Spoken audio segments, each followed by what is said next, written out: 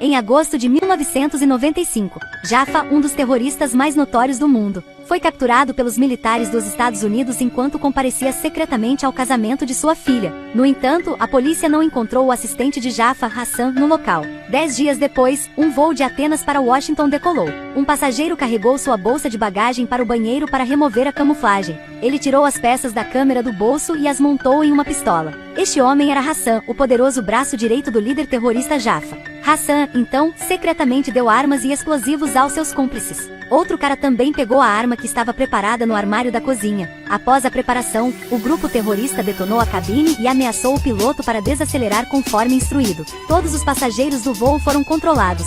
Para proteger a identidade do senador dos Estados Unidos da detecção, a anfitriã Jenny escondeu secretamente a lista de clientes. Ao mesmo tempo, o grupo terrorista também carregou uma bomba para atacar um restaurante de luxo em Londres. Hassan contatou e anunciou ao governo dos Estados Unidos que estava no controle de um avião de passageiros. O atentado à bomba em um restaurante de Londres também foi sua ordem para ameaçar o governo de libertar o líder Jaffa. Caso contrário, Hassan teria um ataque maior em Londres. Depois que Jaffa fosse solto, o avião de passageiros continuaria a voar para Washington. Um passageiro foi trocado por ingredientes e 50 milhões de barras de ouro. A pedido de Hassan, o governo dos Estados Unidos só pôde concordar em libertar Jaffa para evitar mais riscos. No entanto, eles não tinham intenção de se comprometer com os terroristas. O governo dos Estados Unidos decidiu esperar até que o avião pousasse em Washington para contra-atacar imediatamente. Neste momento, David, um consultor de inteligência militar dos Estados Unidos, disse que o avião não deveria pousar nos Estados Unidos. Porque, de acordo com a análise de dados de inteligência, Hassan estava em posse de uma substância conhecida por DZ5. Foi possível que o avião sequestrado transportasse aquele produto químico, e se detonasse em Washington, as consequências seriam terríveis. O avião chegaria a Washington em 8 horas.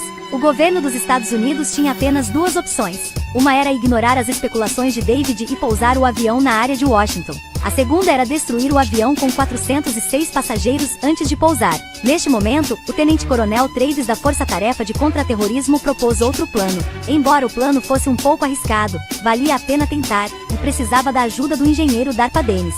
Dennis apresentou o caça-jato F-17 aprimorado, capaz de transportar tripulações no ar. Embora nunca tenha sido aplicado a aeronaves civis a 5 milhas acima do solo, em uma situação de urgência o governo dos Estados Unidos não tinha outra solução. Como David tinha informações sobre o terrorista Hassan, o tenente-coronel Travis precisava que ele o seguisse para garantir que o plano corresse bem. O objetivo dos militares dos Estados Unidos era encontrar o grupo terrorista e a substância DZ5 antes que o avião fosse emparelhado. O anestésico seria drenado para o sistema de suprimento de oxigênio, atordoando o grupo terrorista para que os militares pudessem acessar o avião. Quando houvesse um sinal, toda a força retornaria para a aeronave de combate. O F-17 rapidamente alcançou o avião de passageiros que estava sendo controlado. Eles planejaram se conectar a partir da escotilha do circuito perto do nariz do avião. Devido a alguns ajustes, o piloto travou a cabine e levantou a escotilha. Quando a pressão do ar se estabilizou e Dennis determinou que a junta estava em boas condições, ele abriu a porta da cabine do avião de passageiros, fazendo com que a cabine do avião de passageiros alertasse imediatamente o problema.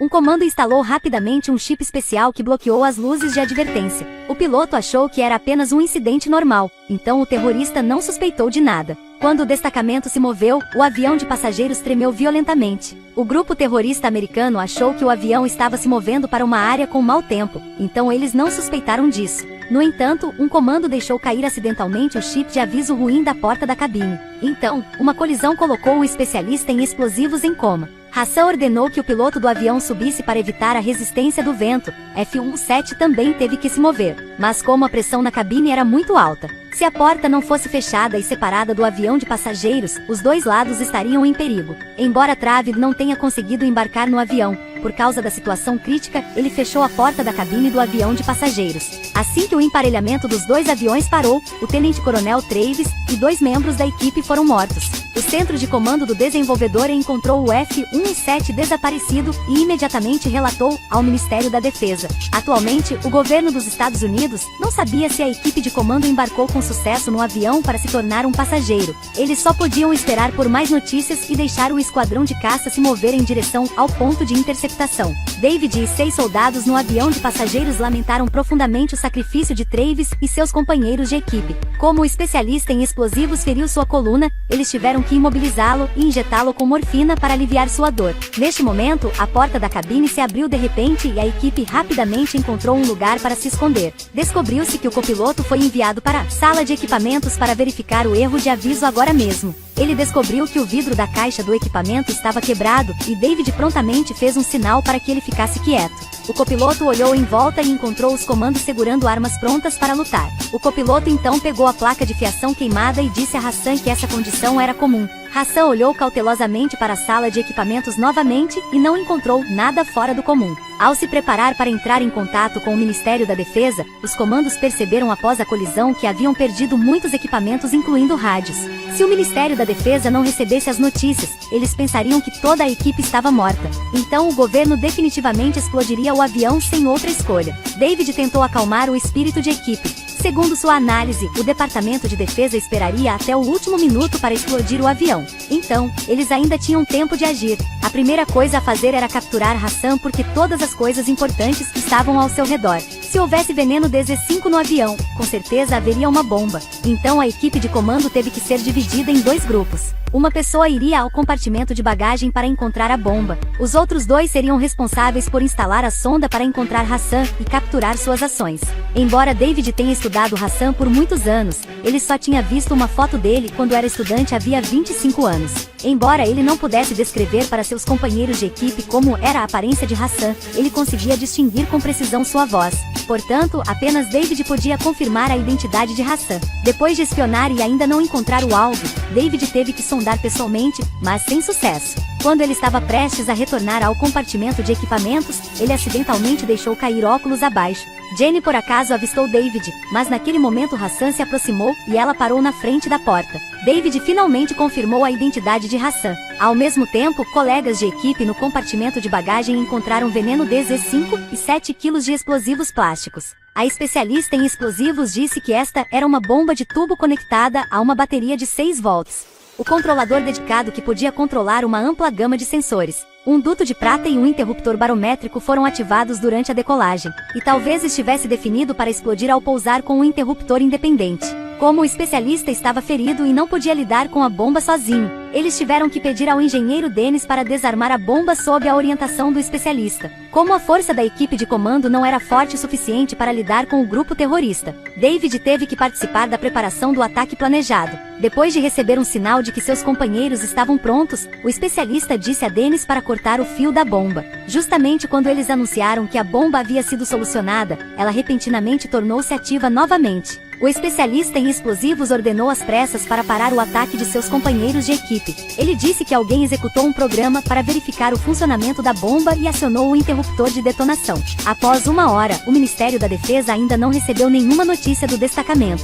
Portanto, eles não tiveram escolha a não ser aceitar o acordo de libertação de Jaffa e levá-lo ao aeroporto designado. O governo dos Estados Unidos esperava que Jaffa pudesse negociar com Hassan para pousar em uma base e libertar todos os passageiros com segurança. Apenas fazendo isso, o governo garantiria que Jaffa e Hassan fossem inocentes.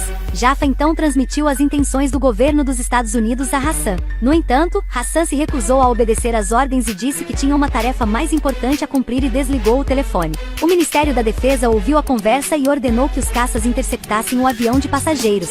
Os terroristas no avião gritaram de entusiasmo quando souberam que Jaffa havia recuperado sua liberdade. Então, um dos subordinados de Hassan perguntou se sua missão de resgate foi concluída, se o voo voltaria para a Argélia. Aconteceu que o verdadeiro propósito de Hassan era usar este avião para explodir Washington. Sua missão era levar o ódio de Allah aos apóstatas. Hassan então atirou e matou seus cúmplices no avião. David ouviu a conversa e percebeu que os homens de Hassan não faziam ideia da existência de bombas no avião. No entanto, alguém detonou a bomba remotamente. Mas havia 400 passageiros no avião, foi difícil descobrir quem detonou a bomba em pouco tempo. David pediu ao especialista em explosivos para tentar desarmar a bomba novamente, porque se a bomba fosse removida, não importava mais quem ativou a bomba. Ao mesmo tempo, David decidiu pedir a Jenny para encontrar o mais suspeito no compartimento de passageiros. Depois que a equipe de comando conectou o telefone, a luz piscando chamou a atenção de Jenny. David disse a ela que a bomba estava no avião, e eles Eles esperavam que Jenny pudesse encontrar um passageiro suspeito segurando um dispositivo eletrônico. Depois de receber a resposta de Jenny concordando em cooperar, a equipe de comando estava pronta para agir. Jenny aproveitou para entregar jornais para informar a polícia de aviação da presença dos comandos. Enquanto ajudava uma passageira, Jenny acidentalmente descobriu um passageiro homem suspeito usando um dispositivo eletrônico. Ela rapidamente escreveu o número do assento do passageiro em sua mão e comunicou a David pela câmera. Mas como o assento do suspeito era difícil de alcançar, os comandos não podiam agir precipitadamente. Nesse ponto, o caça alcançou o avião de passageiros e ordenou que pousasse em uma base aérea próxima. Quando David ouviu o chamado da Força Aérea, havia esperança em seu coração.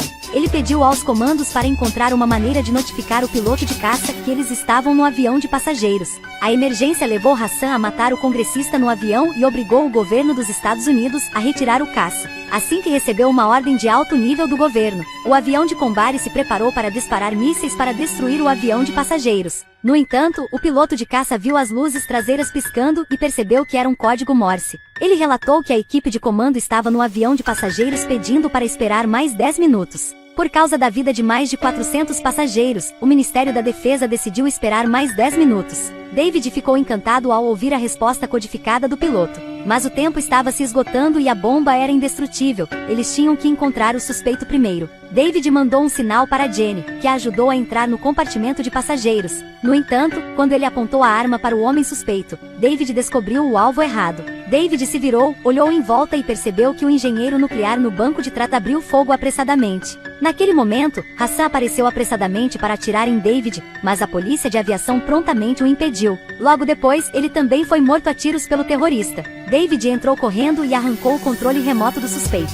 Enquanto lutavam, o controlador caiu no chão. Vendo isso, o desprendimento cortou imediatamente a iluminação do avião. Toda a equipe usando óculos para ver no escuro saltou para destruir facilmente o grupo terrorista. Mas antes de ser baleado, o suspeito apertou o botão de gatilho. Felizmente Danis usou um canudo plástico colocado entre os dois detonadores. Um terrorista remanescente correu para o compartimento de passageiros e abriu fogo repetidamente, fazendo com que parte do avião fosse perfurado. A pressão sugou os passageiros próximos para fora da cabine. O piloto ajustou imediatamente a altitude do avião para reduzir a sucção. Após o último incidente, o avião finalmente se estabilizou, todos os outros terroristas foram mortos. Só restou Hassan. Ele viu o controle remoto da bomba na mão de David. Ele sabia que o plano havia falhado, então atirou no piloto e no copiloto. Depois que Hassan foi derrotado pelos comandos, David rapidamente foi para a cabine. O piloto e o copiloto foram mortos a tiros, então ele teve que se tornar um piloto relutante. Apesar de sua experiência limitada de voo, com a ajuda de Jenny, ele foi capaz de controlar o voo.